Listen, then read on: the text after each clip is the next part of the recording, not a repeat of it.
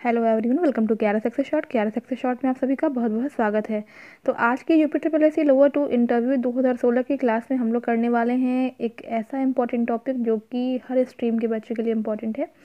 उस टॉपिक का नाम है ह्यूमन डिजीज़ यानी कि मानव रोग। तो मानव रोग जो हैं वो कितने टाइप्स के होते हैं और जीवाणुओं के द्वारा, विषाणुओं के द्वारा या फिर और भी कई तरीके से कौन कौन से रोग हो सकते हैं, इसके बारे में आज हम बात करेंगे। तो चलिए शुरू करते हैं हमारा आज का वीडियो को ध्यान से सभी लोग सुन लें। इसमें बहुत सारी ऐसी चीज़ें हैं जो मैंने यहाँ पे नोट भी करके रखी है और जो उसका एक्सप्लेनेशन होगा वो मैं आपको बोल के यहाँ पे बताने वाली हूँ, ताकि उसको सुनने के बाद से आपको ये मालूम चल जाए कि जो बीमारियाँ जो फिर रोग जो फैलते हैं वो किस तरह से फैलते हैं और क्यों फैलते हैं। तो सबसे पहले शुरू करते हैं हम लोग यहाँ से मानव रोग। तो रोग जो होते हैं वो दो तरह के होते हैं, एक होता है जन्मजात रोग और एक होता है उपार्जित रोग। जन्मजात और उपार्जित रोग में क्या डिफरेंस है कि जन्मजात रोग जो होता है, जैसा कि नाम से ही लग रहा है कि जन्म के समय से ही जो रोग होता है वो जन्मजात रोग होता है। लेकिन उपार्जित रोग जो होता है वो रोग जो है जन्म के बाद भी कभी हो सकता है, ठीक है ना। जन्म के बाद से मतलब कि वो आपके पैदा होते ही समय से नहीं होता है, वो उसके बाद से फिर वो कभी हो जाता है, इसलिए उसको उपार्जित रोग कहा जाता है। उपार्जित रोग को भी दो भागों में डिवाइड किया गया है, एक है संक्रामक रोग और एक है असंक्रामक रोग। संक्रामक रोग होता है कि ऐसे रोग जो वायु, जल, भोजन, कीट और शारीरिक संपर्क के द्वारा एक व्यक्ति से दूसरे व्यक्ति को होता है। जैसे एग्जाम्पल आप ले सकते हैं कि कुष्ठ रोग होता है, हैजा, चेचक, छोटी माता और खसरा। फिर बात आती है असंक्रामक रोगों की। तो ऐसे रोग जो एक व्यक्ति से दूसरे व्यक्ति में नहीं फैलते हैं, ठीक है, जो फैलते नहीं हैं जो रोग, उसे असंक्रामक रोग कहा जाता है। जैसे कि हृदय रोग होता है, हार्ट डिजीज और मधुमेह, शुगर, ठीक है। अब हम लोग देखेंगे यहाँ पे कि विषाणुओं से होने वाले रोग। आपको दिख रहा होगा बहुत सारा मैंने यहाँ पे रोग लिखा हुआ है, लेकिन इसका जो एक्सप्लेनेशन है वो बोल के हम लोग बताने वाले हैं यहाँ पे। तो देखो, पहला है रेबीज़, ठीक है। सभी को पता है कि रेबीज़ जो होता है वो, इसका संक्रमण जो है किसी पागल कुत्ते के काटने के द्वारा होता है। अगर कोई कुत्ता आपको काट ले, ठीक है, और वो कुत्ता पागल हो, तो इससे रेबीज़ होने की जो चांसेस होते हैं बहुत ज़्यादा बढ़ जाते हैं और ये संक्रमण आपको हो जाता है, ठीक है। ये होता किसके कारण है? एक वायरस होता है, ठीक है। बीमारी का नाम है रेबीज़, लेकिन एक वायरस है जिसका नाम होता है रेबडो, ठीक है, रेबडो। रेबडो नाम के वायरस के द्वारा ही जो होता है रेबीज़ रोग होता है, ठीक है। इससे होता क्या है, इसमें जो रोगी होता है यानी जिसे जो है वो पागल कुत्ता काटता है, वो रोगी जो होता है वो पागल हो जाता है। और इससे सबसे ज़्यादा क्या प्रभावित होती है? इससे प्रभावित होती है तंत्रिका तंत्र। तो इसको ध्यान रखेंगे कि इससे प्रभावित होने वाला जो पार्ट है वो क्या है? तंत्रिका तंत्र है। नेक्स्ट है सेकंड नंबर पे खसरा। खसरा जो है ये मोबिरली वायरस से होता है, ठीक है। खसरा जो होता है वो होता है मोबिरली वायरस से। यहाँ पे लिख के आपको सब कुछ दिखा दिया जाएगा, बता दिया जाएगा। तो ये होता है आपका मोबिरली।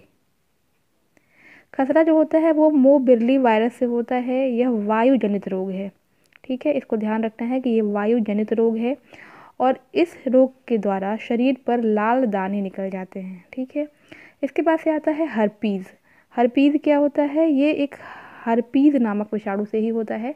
तो हर्पीज़ में आपको ज़्यादा कुछ याद नहीं करना है। ये हर्पीज़ नाम के एक विषाणु से हो जाता है जिसमें त्वचा में सूजन आ जाती है, ठीक है। नेक्स्ट आता है मेनिनजाइटिस। मेनिनजाइटिस क्या होता है कि इससे जो है वो ब्रेन प्रभावित होता है, यानी कि मस्तिष्क का जो है प्रभावित होना इसमें स्वाभाविक है, यानी कि मस्तिष्क जो है इस पर प्रभावित हो जाता है, ठीक है। और इसका जो सिम्टम्स है वो क्या है? वो तेज बुखार आना, ठीक है। तेज बुखार जो है इसका सिम्टम है।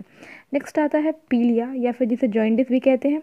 तो पीलिया, जॉइंडिस, ये क्या होता है? इससे जो प्रभावित अंग है वो कौन सा अंग होता है जो प्रभावित होता है? पता होगा, बहुत कॉमन है, यकृत, ठीक है।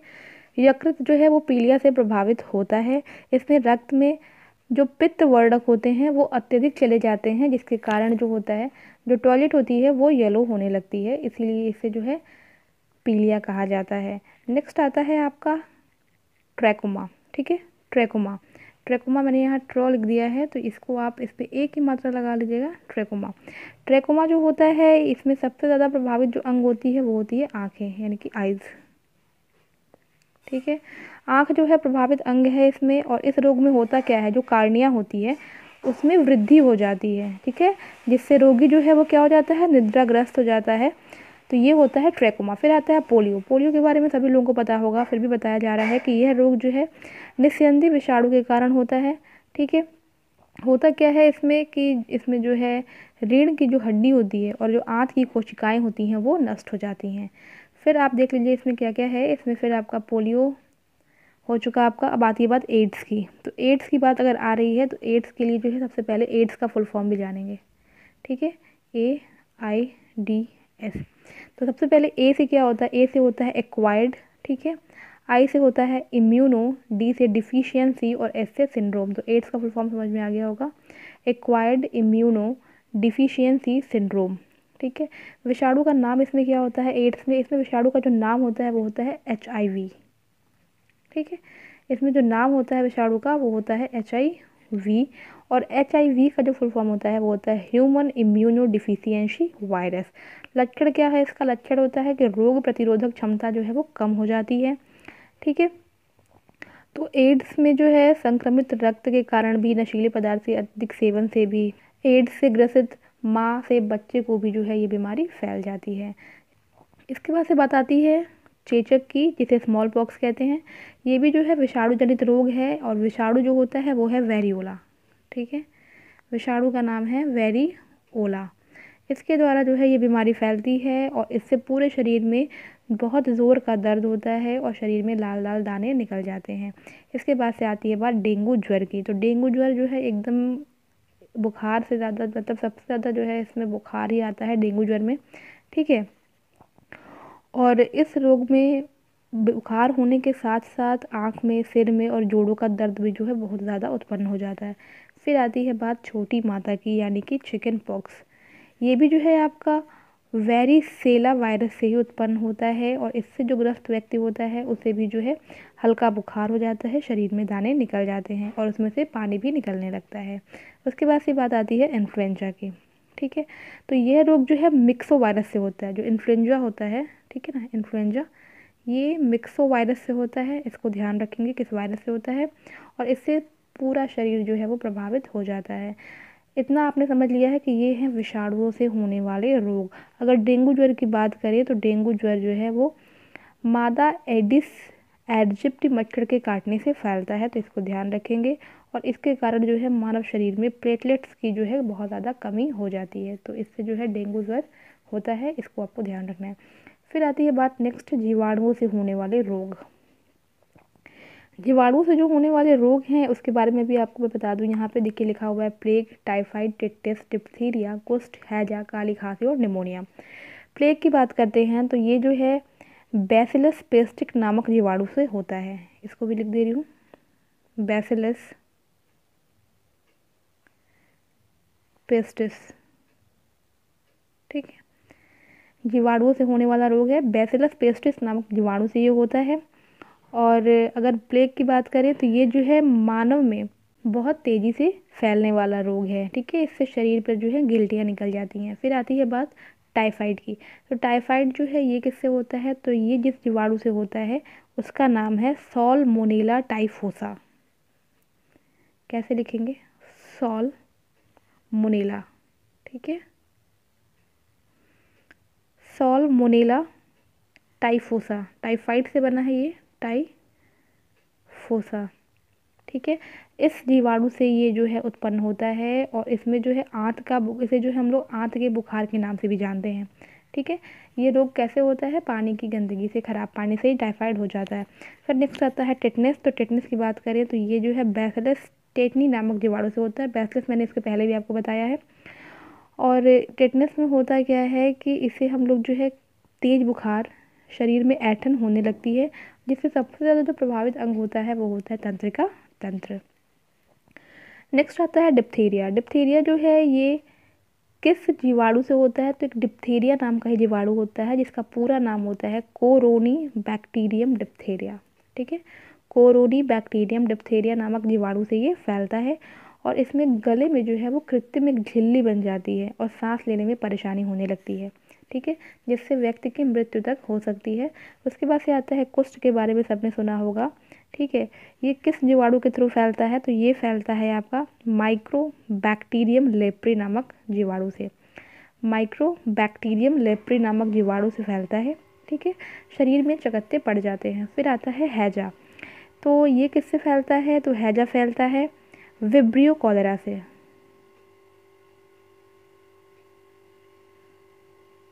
Vibrio cholera. ठीक है,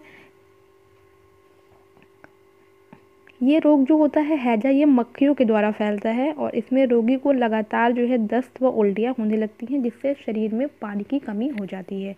इसके बाद से आता है काली खांसी। तो यह रोग जो है हीमोफिलस के थ्रू फैलता है, यानी कि हीमोफिलस नाम का एक जीवाणु होता है उसके द्वारा, और ये मुख्यतः जो है बच्चों में पाया जाता है। ठीक है, और काली खांसी से बचने के लिए जो है DPT का टीका जो है लगवाया जाता है। इसके बाद से आता है निमोनिया।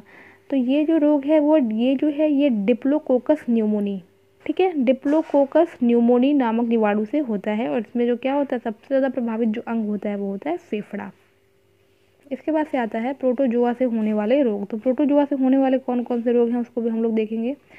प्रोटोजोआ से होने वाले जो रोग हैं, सबसे पहला है मलेरिया। तो मलेरिया किसके द्वारा होता है? ये प्लाज्मोडियम नामक एक प्रोटोजोआ होता है, इससे होता है। और इसमें होता क्या है कि इसका जो वाहक है मादा एनफ्लीज मच्छर, ये सबको पता होगा, मादा एनफ्लीज मच्छर। और प्रभावित अंग कौन सा है? इसमें प्लीहा होता है। ठीक है, जो प्रभावित अंग है वो इसमें कौन सा है? प्लीहा होता है। और इसका लक्षण होता है कि जाड़े के साथ साथ यानी ठंड के साथ साथ बुखार आना, और इसमें RBC ये जो रेड ब्लड सेल्स होते हैं वो कम हो जाते हैं। ठीक है ना, इसमें जो है RBC जो है वो आपका कम हो जाता है। नेक्स्ट आता है इसमें निद्रा रोग, यानी कि सोने की बीमारी। इस रोग में क्या होता है कि ये रोग पहले होता किससे है? तो ये होता है ट्रिपेनोसोमा नामक परजीवी से। ट्रिपेनोसोमा इस नामक परजीवी से ये फैलता है। इसका जो वाहक है वो है सीसी मक्खी। प्रभावित अंग कौन सा होता है? ब्रेन, यानी कि मस्तिष्क जो है इसमें जो है प्रभावित अंग होता है निद्रा रोग में। लक्षण क्या क्या है? इसमें नींद के साथ बहुत ज़्यादा बुखार हो जाता है। फिर नेक्स्ट आता है पायरिया। पायरिया सबको पता होगा। तो इसमें जो लक्षण होते हैं, मसूड़ों से जो है वो ब्लड आने लगते हैं। प्रभावित अंग कौन से होते हैं? वो मसूड़े ही होते हैं। ठीक है, और इसमें जो व्यक्ति जिसको पायरिया से रिलेटेड बीमारियां होती हैं उसे जो है विटामिन C का सेवन जो है अधिक मात्रा में करना चाहिए। फिर आता है आपका पेचिस। तो पेचिस जो होता है ये एंटी अमीबा हिस्टोलीटिका नामक प्रोटोजोआ से होता है।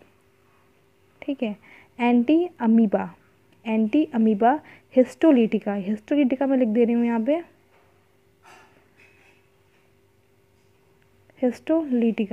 हिस्टोलीटिका नामक प्रोटोजोआ से ये रोग फैलता है। प्रभावित अंग कौन सा होता है इसमें? तो जो अंग प्रभावित होता है वो है आंत।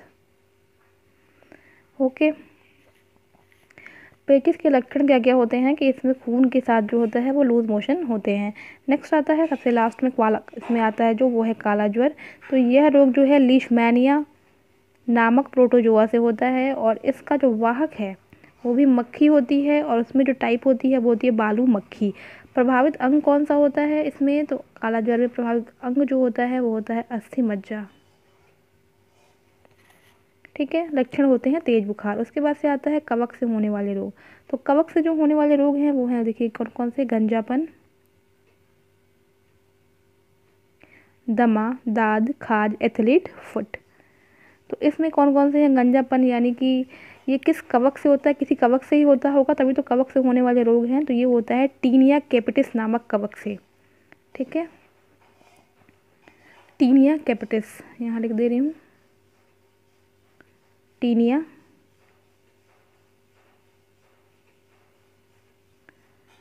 कैपिटिस नामक कवक से ये फैलता है। लक्षण क्या है? सिर के बालों का गिर जाना।